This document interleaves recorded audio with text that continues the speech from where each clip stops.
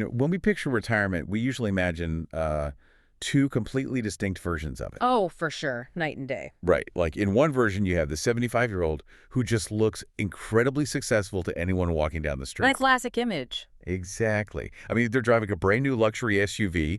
They're stepping out of this beautifully renovated home that looks like it belongs in, an architectural magazine. Wearing all the designer clothes, yeah. Yeah, exactly. But then behind closed doors, they're just secretly stressed out. Yeah. Constantly checking their portfolio, terrified of market dips, and maybe even still working a part-time gig just to keep all those expensive plates spinning. Because it takes a lot of cash to maintain that illusion. It really does.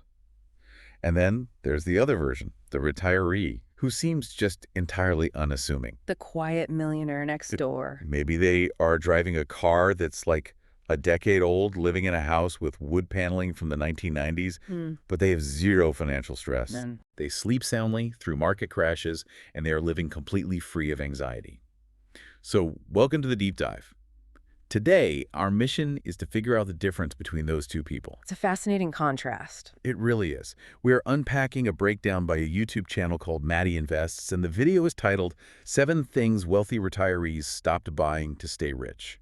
And, the core thesis we are working with here completely flips our standard cultural assumptions about wealth. How so? Well, we tend to think ultimate wealth preservation is about aggressive, high-risk investing strategies, right? Yeah. Or achieving these massive returns in the stock market. Which is what everyone focuses on, big wins. Exactly, but it is actually about avoidance. Avoidance? Yeah, it's about identifying and dodging the subtle, entirely socially acceptable wealth drains that just quietly empty the bank accounts of the middle class every single day. So, to you, the listener, whether you are currently retired or maybe prepping for a meeting on wealth management or just insanely curious about the psychology of money, this deep dive is your shortcut to understanding the hidden habits of the truly wealthy. It really changes how you look at everyday spending. It absolutely does.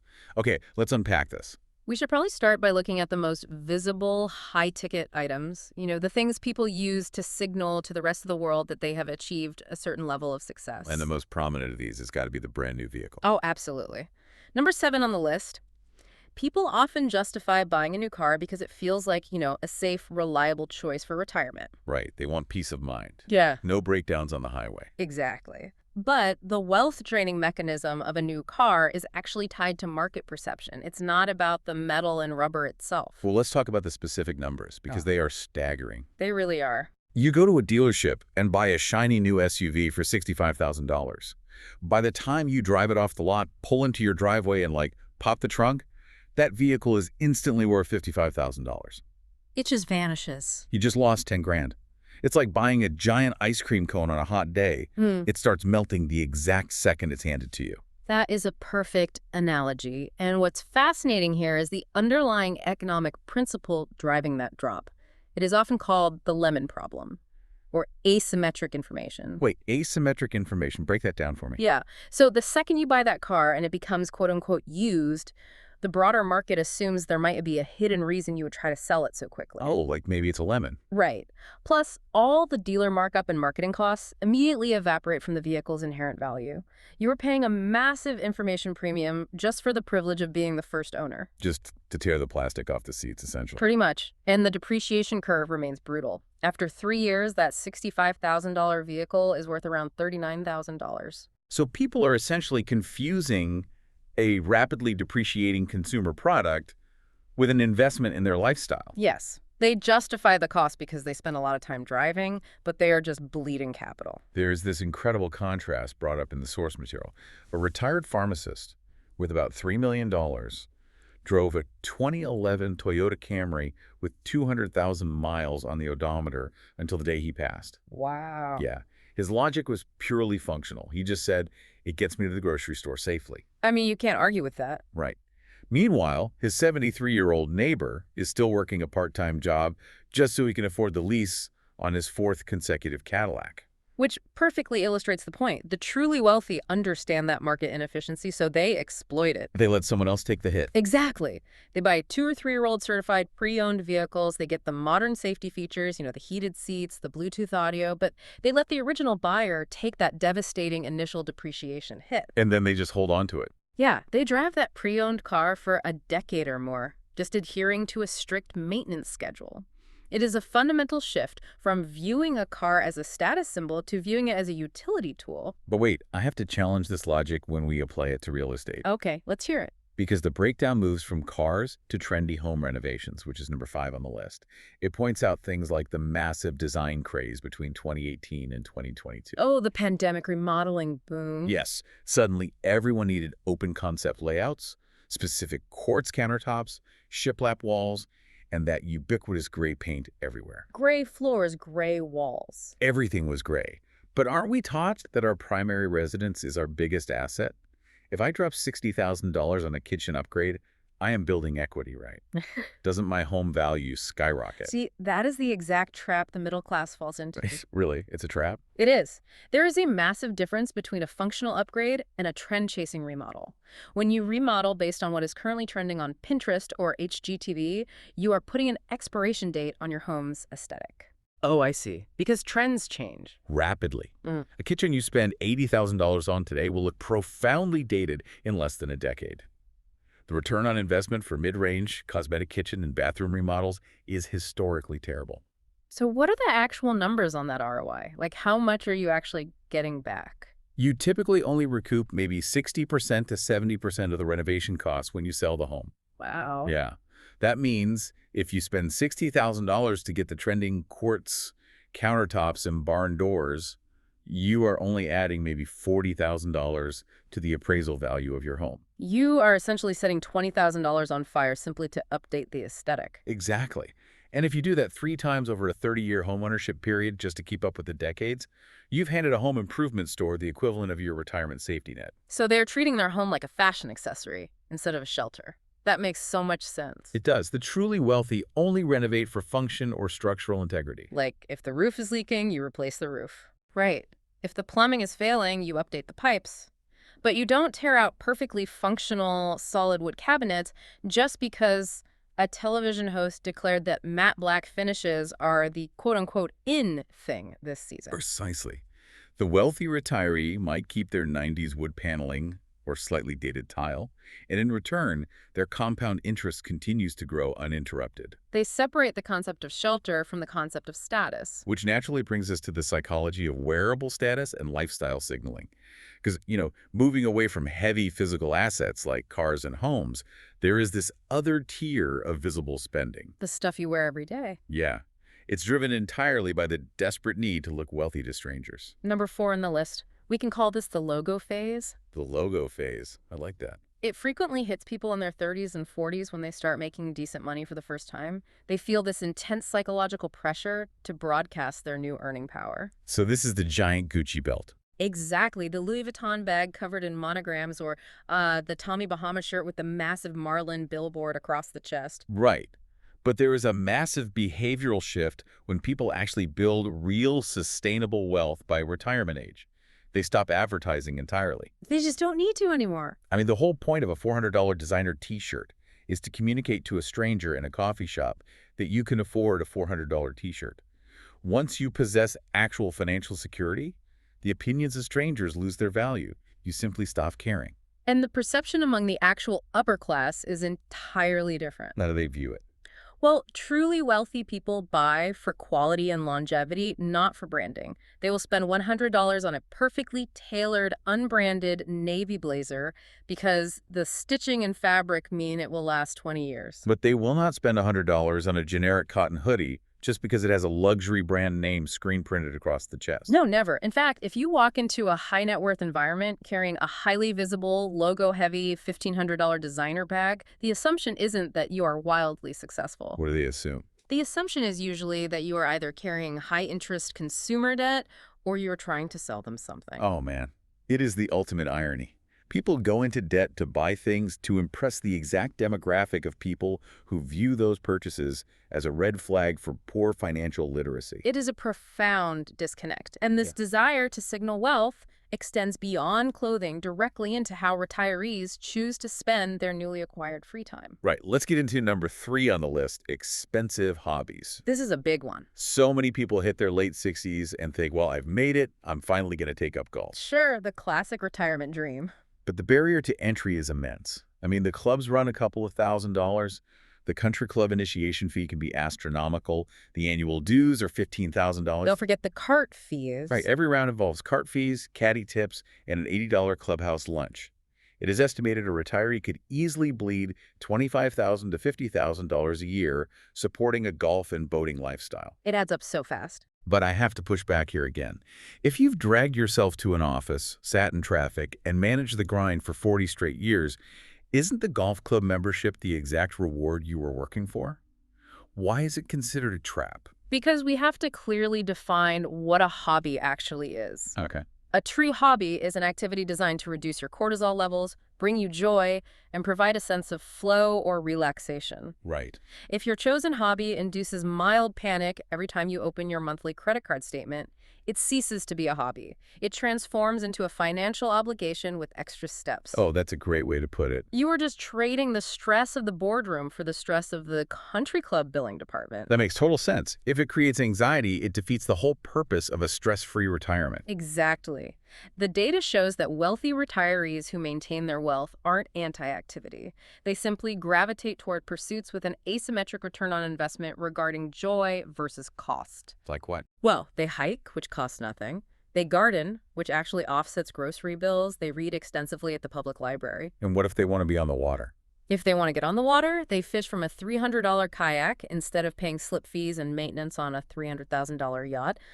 Even the current explosion of pickleball is a perfect example. Oh, pickleball is everywhere right now. Right. It provides intense social interaction, physical fitness, competition, and the entire setup requires about $40 worth of gear. When you crunch the math on that over a 25-year retirement, the difference is staggering.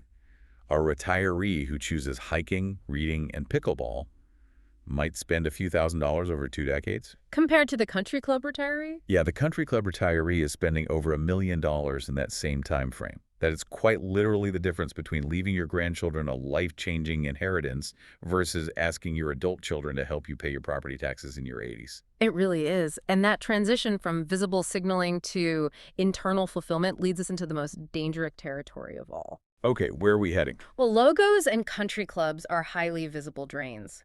But the truly catastrophic wealth killers are completely invisible. Completely invisible. Yeah, they are the financial products engineered by massive industries that prey on our desire for safety and hands-off management.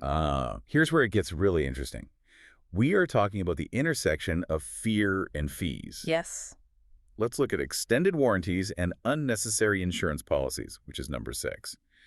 We all know the drill. You buy a major appliance, and at checkout, you are offered a 5-year protection plan for an extra $250. The classic upsell. It sounds like peace of mind, right? Like, why wouldn't I protect my new fridge? It sounds like peace of mind, but we really need to look at the actuarial math behind these offers.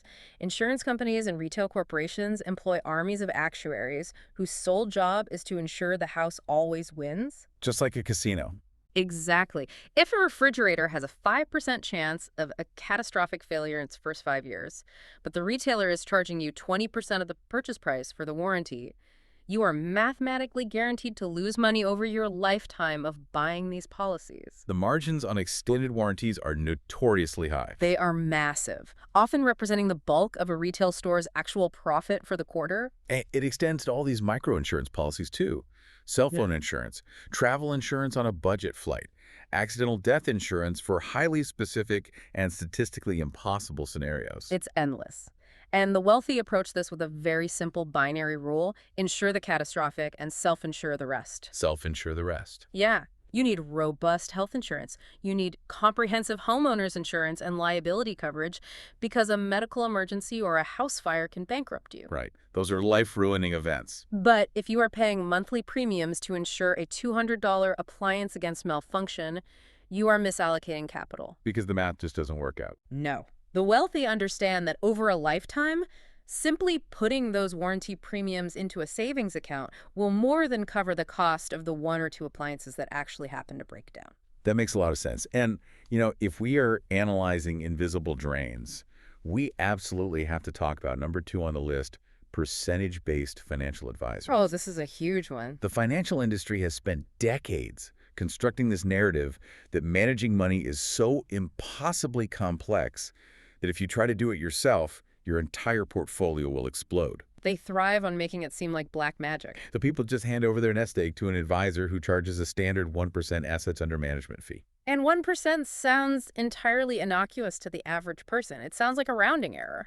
It really does. Let's say you have a $1 million retirement portfolio. A 1% fee is just $10,000 a year. But let's use an analogy to understand the compound effect. I love analogies. Let's hear it. It is like flying a plane cross-country with a constant 1% headwind. For the first few miles, you don't even notice it. But over a 25-year flight, that tiny constant drag forces you to burn an unbelievable amount of extra fuel just to arrive at your destination.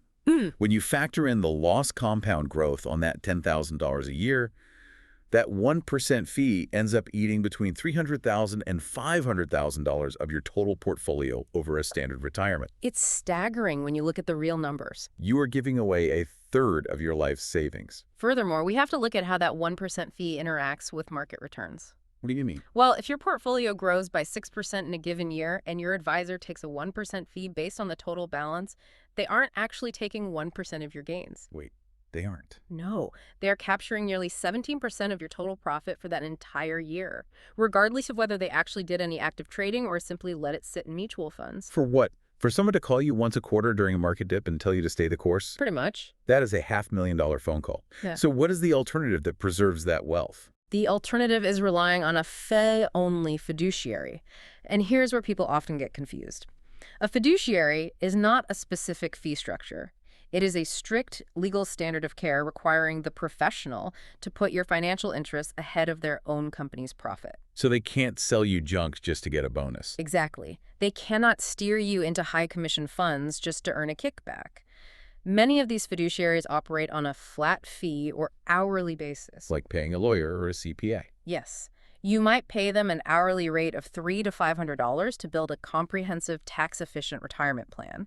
You pay for the specific service rendered, and then you execute the plan yourself, usually through low-cost index funds. So there is no permanent invisible drain on your net worth. Exactly. You pay the mechanic to fix the engine, but you don't give the mechanic 1% of the car's value every single year for the rest of your life. Perfect way to frame it. And if we connect this to the bigger picture, what we are seeing across both the retail and financial sectors is the weaponization of our fear of the unknown. They know exactly how to push our buttons. They extract guaranteed recurring profits from our portfolios by making us feel financially incompetent or physically unsafe.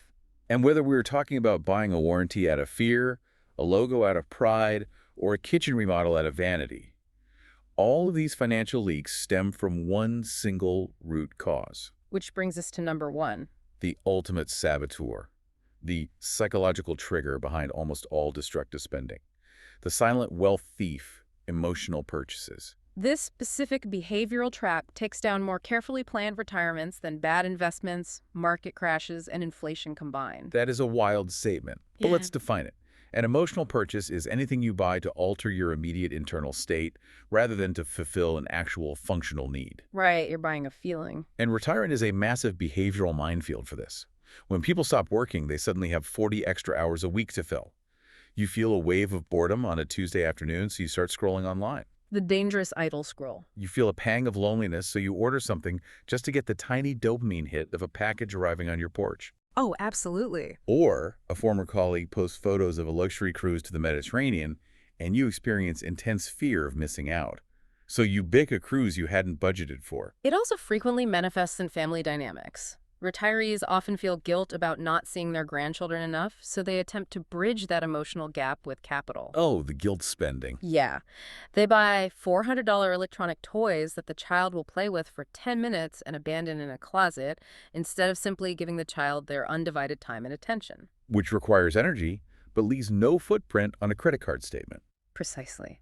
So what does this all mean? How do the wealthy actually combat their own neurochemistry? They cultivate what behavioral economists refer to as emotional spending immunity. Emotional spending immunity. Okay. It is a deliberate friction introduced between the stimulus and the response. They recognize the impulse. So if they are bored? If they are bored, they turn to their established low-cost hobbies. If they feel lonely, they pick up the phone and call a friend.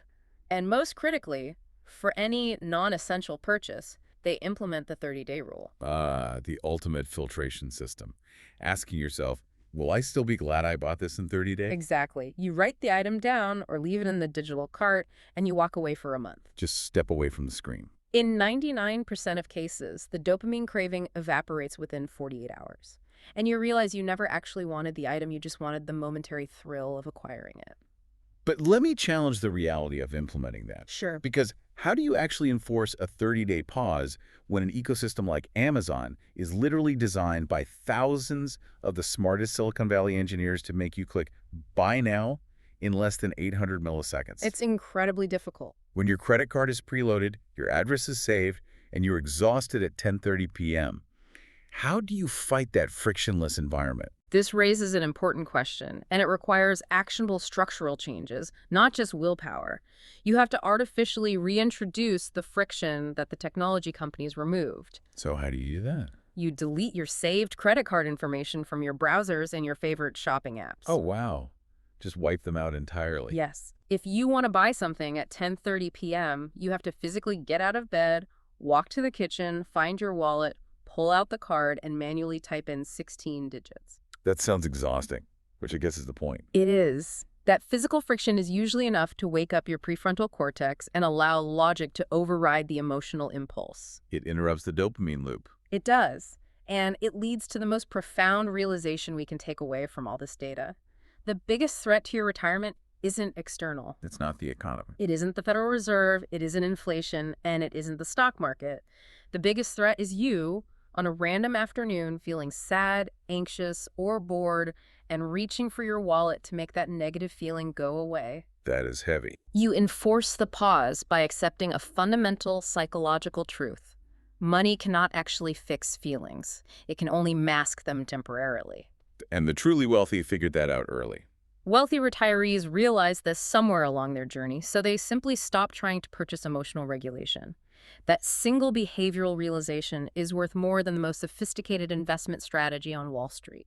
That is an incredibly powerful framing. True wealth isn't really about the sheer volume of things you can afford to buy.